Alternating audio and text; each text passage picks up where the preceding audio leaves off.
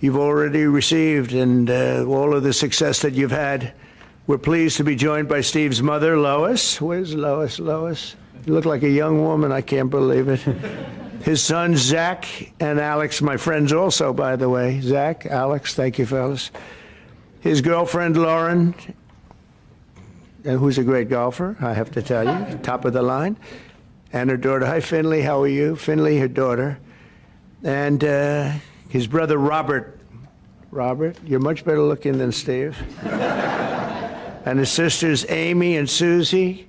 Thank you both. His daughter-in-law, Sophie. Hi, Sophie. His brother-in-law, Gary. Oh, there he is. Oh, hello, Gary. Thank you. And his sister-in-law, Elaine, and also many others. Thank you all very much. I also want to thank our great Vice President, J.D. Vance, Secretary Marco Rubio.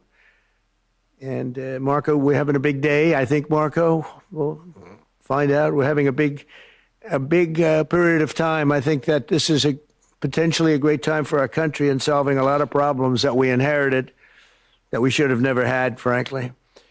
Attorney General Pam Bondi, who's incredible, and Senator Lindsey Graham is. Oh, Senator Graham, where are you? Where is Senator Graham? Hello, Lindsey. Steve is a graduate of some great schools, including Hofstra University, where he studied political science and law. After graduating, he entered the real estate business, co-founding the Stellar Management Company in 1985 and launching a legendary career. You know, he started off in a law office. In fact, he was one of my young lawyers.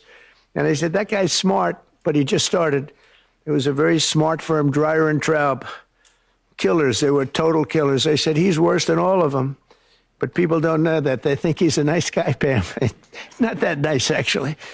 But he is something. Steve quickly established himself as one of the toughest, smartest, and best negotiators in the business. In 1997, he founded the Witkoff Group, which now owns dozens of the most beautiful and iconic properties in the entire world. He's owned some incredible properties.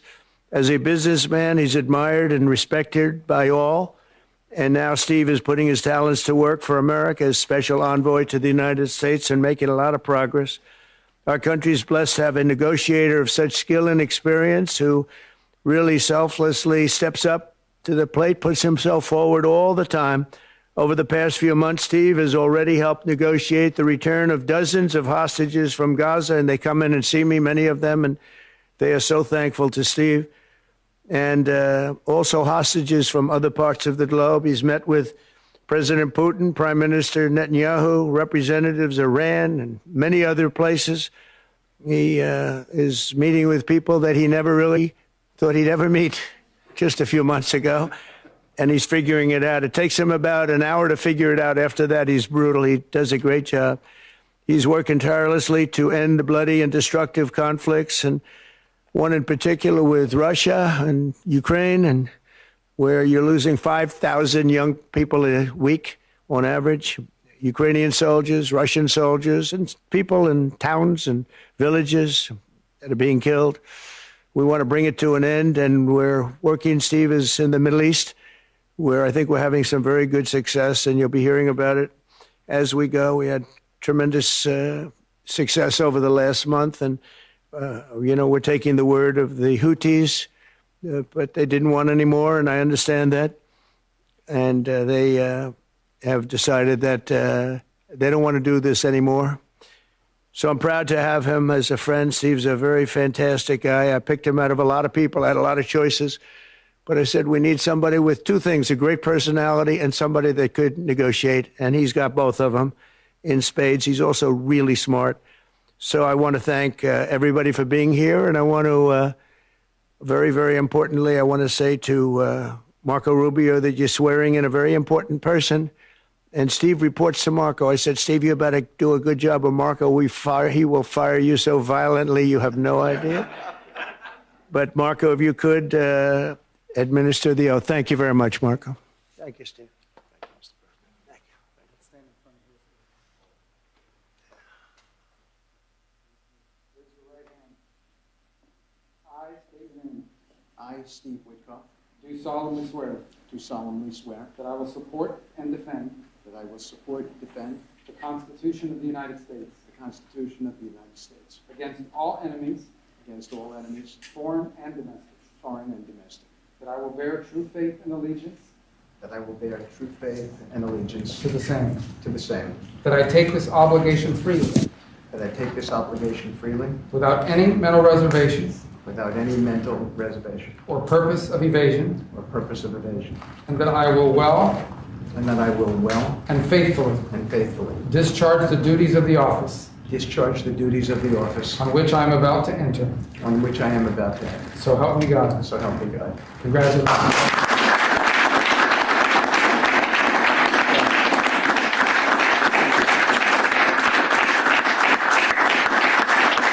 Do you have any, good job. Thank you, Marco. Any questions for Steve? Mr. President, do you have any reaction to the attacks between India and Pakistan? No, it's a shame. We just heard about it just as we were walking in the doors of the Oval. Just heard about it. I guess people knew something was going to happen based on a little bit of the past. They've been fighting for a long time. You know, they've been fighting for many, many decades and centuries, actually, if you really think about it. No, I just hope it ends very quickly. Mr. President, are you considering adding a stop in Israel during next week's trip to the Middle East? And also, what's your reaction to Israel's plan to reoccupy Gaza if there's no ceasefire? Well, the plan we haven't talked about, but we're not planning on stopping in Israel. But we will be doing it at some point, but not for this trip. Mr. President, there's a report that the UK is offering various trade concessions. What's your response to that? And also, Who? What? The United Kingdom. Yeah. And can you also say if you were discussing tariffs with Mr. Arnold? And what about the United Kingdom? They're offering various trade concessions, apparently, cars, steel, digital services. They're offering us concessions? I hope so. President, you're saying that They do want to make a deal very badly. Did you say your guests here, are you discussing tariffs or business? No, I think that United Kingdom, like every other country, they want to be go shopping in the United States of America. China wants to, very much wants to make a deal. They all do. But yeah, I would say that every country wants to make a deal, and not the ones they had in the past where we were like, look, we were being ripped off by every country practically without exception in the entire world. And those days are over. Those days are over. And, you know, I said before in our meeting with the new and very talented Prime Minister of Canada that we have some very big announcement to make. It's not about trade. It's about something else, but it's going to be a truly earth-shattering and positive development for this country and for the people of this country. And that'll take place sometime within the next few days. Are there any plans for Mr. Witkoff to travel once again to Russia? And as you mentioned in your remarks, he's traveled to Russia on a number of occasions. He's met with President Putin. What type of progress is being made as it relates to all of those visits that he's made to Russia? I think a lot, because I think Russia wanted to take all of Ukraine and they've stopped. That's a lot of progress, you know. It's small. It's a portion of Ukraine. But no, I think a lot. I think if we weren't here, they would be right now fighting to take the whole country, and they're not doing that. So I think that's a lot of progress. Mr. President, please. Does it frustrate you that Russia continues to attack civilian areas inside Ukraine without any reservation? It leads to scores of casualties almost on a daily basis. I don't like anything about that war. It's a war. I don't like anything about it, and I'm not happy with that. No, not at all. Not even a little bit. Yeah. Mr. President, you've said the Houthis are backing down. We're seeing conflicting reports that they plan on continuing to attack Israel in support of Gaza. Does that change the equation? No, I don't know about that, frankly, but I know one thing. They want nothing to do with us, and they've let that be known through all of their surrogates, and very strongly. Mr. President, You said that all hell would break loose if the rest of the hostages weren't released. Is there a hostage deal that's imminent? And are you talking to Netanyahu right now about their plan to level the rest of Gaza? We're talking to him about a lot of things right now. This is really crunch time. I would tell you, for Iran and for their country, this is a very important time for Iran. This is the most important time in the history of Iran for Iran.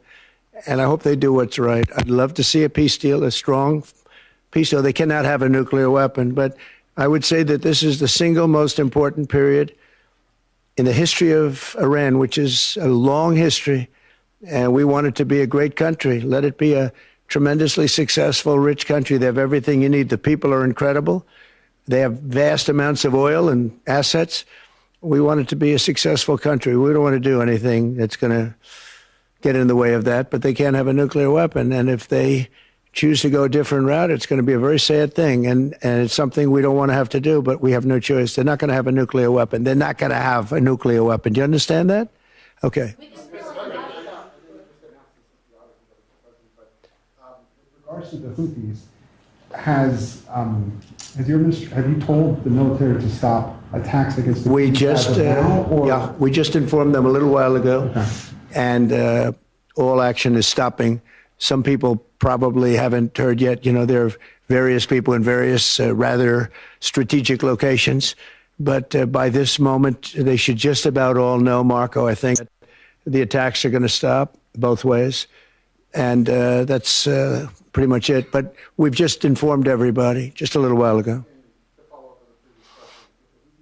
To attack Israel, which you said you didn't know about, but if they continue to attack Israel, just not attack. Well, I'll discuss that if something happens. Okay, if something happens with Israel and the Houthis. Yeah. Announce later this week.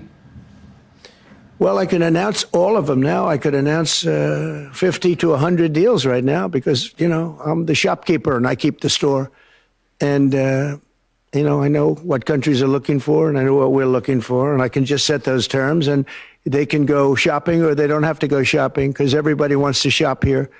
This is like a beautiful store. This is like one of Bernard Arnault, or maybe I should say Alex, even more importantly, Young, the future. But Bernard's an honor to have you. We'll have a meeting after this. But he has the greatest stores in the world, and they want to shop. Our country is the greatest store in the world of that kind, and everybody wants a piece of it. And they took advantage of us for years because we allowed our presidents allowed it to happen. You know, I don't blame China, and I don't blame Vietnam, and I could name every single country all the way up and down the line, South Korea. Every single country took advantage of us without exception. Japan, these are friends of mine, but they took advantage of this country. They ripped off our country, selling us millions and millions of cars a year, and we sold them none. We weren't allowed to sell them a car. They took advantage of us. I don't blame them. I blame the people that sat behind that desk that allowed it to happen, but I don't allow it to happen. I didn't in the first term, but this is a much stronger position because we're the greatest economy in history in our first term. Stock market was up 88%, and we had numbers much better than that. But this is going to be, I think, a much better term, and I think the tariffs are starting to come in. We were losing $5 billion plus a day on trade. Now we're not losing that kind of money, and we'll soon be making a lot of money a day and a year and a month. You and perhaps the Attorney General. The Justice Department recently received a criminal referral against New York Attorney General Tish James for fraud. We haven't heard much about it. Could you or the Attorney General give us an update as to what's going on with that investigation? Well, I don't want to get involved in something that Pamela's involved with. If you'd like to say something, Pam? I can say unrelated to that. She's a disaster for New York. She's a horrible, horrible human being, and I think she's a total crook. There's no question about it, but that's just my opinion. Pam's going to have to do what she wants. She's a very bad person. She's a very, very bad person who campaigned solely on, I'm going to get Donald Trump over and over again. She's a sick person, but that's has nothing to do with what Pam does. Pam is going to do what's right. She always does. I've known her a long time. Yeah, go ahead, behind you. Thank you.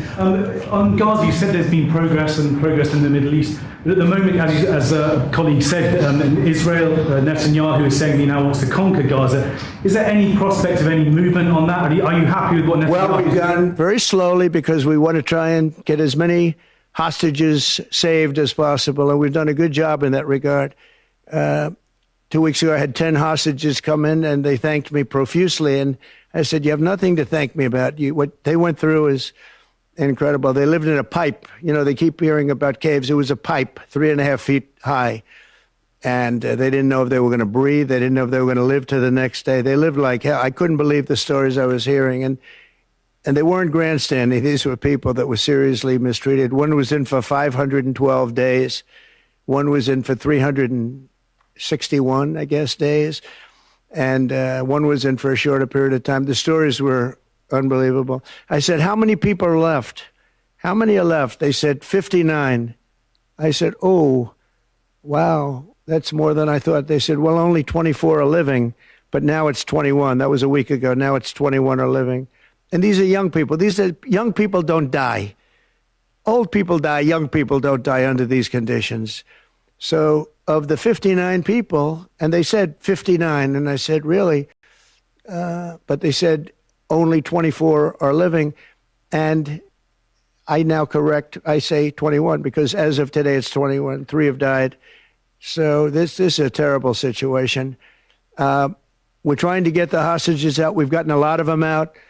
As the expression goes, there's 21 plus a lot of dead bodies. You know, parents came up to me on numerous occasions, but a couple in particular, they came up to me 2 weeks ago and they said, please, sir, my son is dead.